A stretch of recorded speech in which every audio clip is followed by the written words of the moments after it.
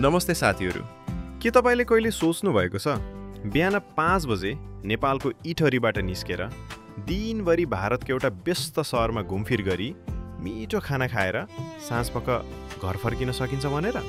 सुन्दा अचम्म लाग्न सक्छ, तर यो सम्भव छ। आजको भिडियोमा हामी तपाईलाई नेपालको पूर्वी नाका हुँदै भारतको सिलिगुरीसम्मको एक अविस्मरणीय डे ट्रिपमा लैजाँदैछौँ। हामी तपाईलाई देखाउनेछौँ यात्रा कसरी गर्ने, कति समय लाग्छ, सीमा पार गर्न के कस्ता कागजात चाहिन्छ र के नेपालमा भन्दा साँच्चै सिलिगुरीमा सपिङ सस्तो छ त? यदि तपाईँ पनि पूर्वी नेपालबाट सिलिगुरी घुम्ने योजना बनाउँदै हुनुहुन्छ भने यो भिडियो तपाईँको लागि गाइड हुनेछ। भिडियो अन्त्यसम्म हेर्नुहोला र यात्रा सुरु गर्नुअघि च्यानललाई सब्स्क्राइब गर्न नबिर्सिनुहोला।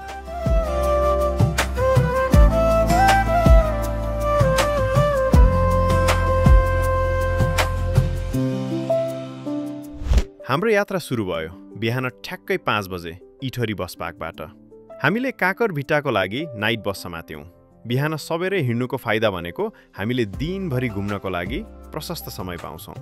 सामान्यतया इटहरीदेखि काकरभिट्टा पुग्न 2 देखि 2.5 घण्टा लाग्छ, तर अहिले एसियन हाइवे विस्तारको काम चलिरहेकाले बाटो केही अस्तव्यस्त छ। दमक बिर्तामोड हुँदै आउँदा बाटोमा ठाउँ-ठाउँमा डाइभर्सन र खाल्डाखुल्डी भेटियो, जसले गर्दा हामीलाई 3 घण्टाभन्दा बढी समय लाग्यो काकरभिट्टा पुग्न। यदि तपाईँ आफ्नै गाडीमा जाँदै हुनुहुन्छ भने यो समयलाई दिमागमा राख्नुहोला। अन्ततः हामी करिब 8:15 बजेतिर काकरभिट्टा बस स्टपमा ओर्लियौँ। अब यहाँबाट सुरु हुन्छ हाम्रो बोर्डर क्रसिङको प्रक्रिया।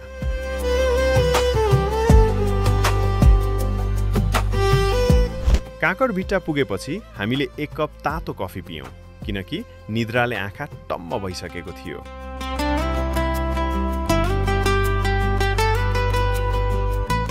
अब हामी हिँडेरै नेपाल भारत जोड्ने प्रसिद्ध मेची पुल काट्दैछौँ। पुल काट्ने बेलाको माहौल नै बेग्लै हुन्छ। 2 देशको सिमाना, वारिपरि मानिसहरूको चहल पहल।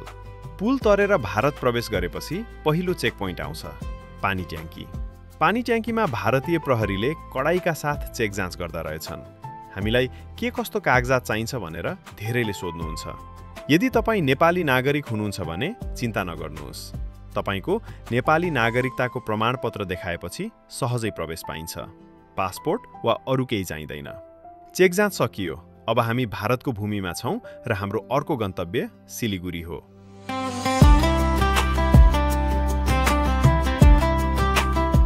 चेक पोइन्टबाट निस्केपछि हामीले सिलिगुरी जाने भारतीय बस समात्यौँ। अचम्मको कुरा त के थियो भने बसमा आधाभन्दा बढी यात्रुहरू त नेपालीहरू नै हुनुहुन्थ्यो। यसले देखाउँछ कि सिलिगुरी नेपालीहरूको लागि कति नजिकको गन्तव्य रहेछ। बाटोमा हामीले रेलको पटरी मात्र देखेनौँ, रेल गुरिरहेको दृश्य पनि देख्यौँ।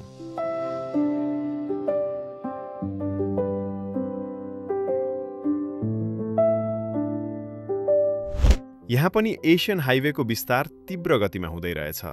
एसियन हाइवे एसियाली महादेशका 32 देशहरूलाई सडक सञ्जाल मार्फत जोड्ने एक विशाल अन्तर्राष्ट्रिय परियोजना हो। यसको मुख्य उद्देश्य सदस्य राष्ट्रहरूबीच व्यापार, पर्यटन र सांस्कृतिक सम्बन्धलाई प्रवर्धन गर्नु हो। नेपालको पूर्व पश्चिम राजमार्गलाई एएच डोको रूपमा विकास गरिँदैछ, जसले काकरभिट्टादेखि बनबासासम्म 1027 किलोमिटर ओगट्छ। अर्को एएच 42 रुटले कोदारीदेखि काठमाडौँ हुँदै वीरगञ्जसम्मको क्षेत्र जोड्छ। जुन भाग बनिसकेको छ त्यो साँच्चै गजबको चिल्लो र फराकिलो छ। यात्रा निकै सहज भयो। भारतको पश्चिम बङ्गाल राज्यमा अवस्थित सिलिगुरी उत्तर पूर्वी भारतको एक महत्त्वपूर्ण व्यापारिक र पर्यटकीय केन्द्र हो। हिमालयको फेदीमा रहेको यो सहरलाई उत्तर पूर्व भारतको प्रवेशद्वार मानिन्छ। नेपाल, भुटान र बङ्गलादेशको सिमाना नजिक भएकाले यसको रणनीतिक महत्त्व निकै छ। पर्यटनका हिसाबले यहाँबाट दार्जिलिङ, सिक्किम लगायतका ठाउँ जाने बाटो छुट्टिन्छ। सिलिगुरी किनमेलका लागि पनि प्रसिद्ध छ। यहाँबाट भुटानको पारोका लागि अन्तर्राष्ट्रिय उडान पनि उपलब्ध छ।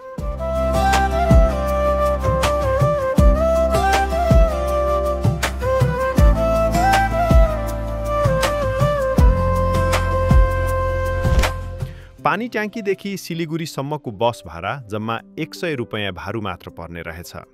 निकै सस्तो। करिब 45 मिनटको यात्रापछि हामी सिलिगुरी शहरमा आइपुग्यौँ। अब आजको मुख्य आकर्षण सुरु हुँदैछ। सिलिगुरीको व्यस्त बजार, यहाँको प्रख्यात बिरयानी र सबैको मनपर्ने सिटी सेन्टरको घुमफिर। आउनुहोस्, हामीसँगै यो सहर घुमौँ।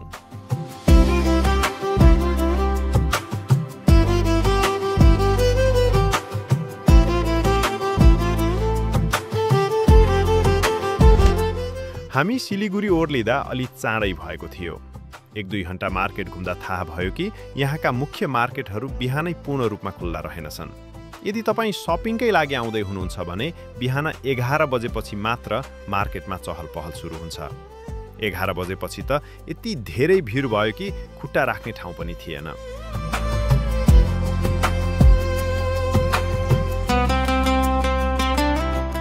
यहाँको सामाजिक परिवेश नेपालको भन्दा बिल्कुलै फरक लाग्यो। सडकको बनावट, मानिसहरूको बोलीचाली र बजारको शैली सबै कुराले एउटा नयाँ देशमा आएको महसुस गराउँछ। घुम्दा घुम्दा भोक पनि लाग्यो। सिलिगुरी आएपछि यहाँको प्रख्यात बिरयानी नखाई कसरी फर्कने? हामीले कफीसँगै बिरयानी र लस्सी अर्डर गर्यौं। ओहो, यसको स्वाद त साँच्चै नै गजबको थियो। बिरयानीको मसला र लस्सीको त्यो गाढापन नेपालमा खाइने भन्दा धेरै फरक र मिठो। यदि तपाईँ सिलिगुरी आउनुभयो भने यहाँको लस्सी खान चाहिँ कति पनि नछुटाउनुहोला। पेट टन्न भयो, अब पालो सिटी सेन्टरको यात्रा गर्ने। सर, हामी कता जाँदैछौँ? हामी सिलगढीको सिटी सेन्टर भन्ने ठाउँमा जाँदैछौँ। Bus city centre.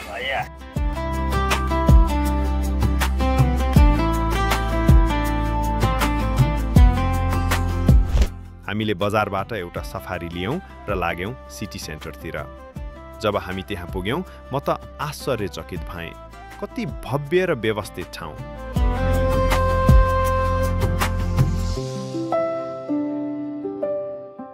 यो ठाउँ पारिवारिक किनमेलको लागि एकदमै उपयुक्त रहेछ। यहाँ बच्चाहरू खेल्ने ठाउँ पनि निकै राम्रो छ। मुख्य कुरा मूल्यको।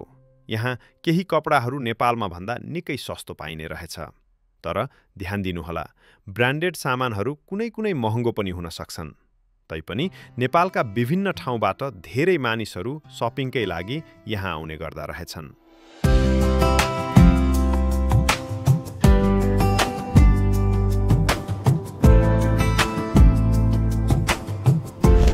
हामीले यहाँ झन्डै 2 घण्टा बितायौँ।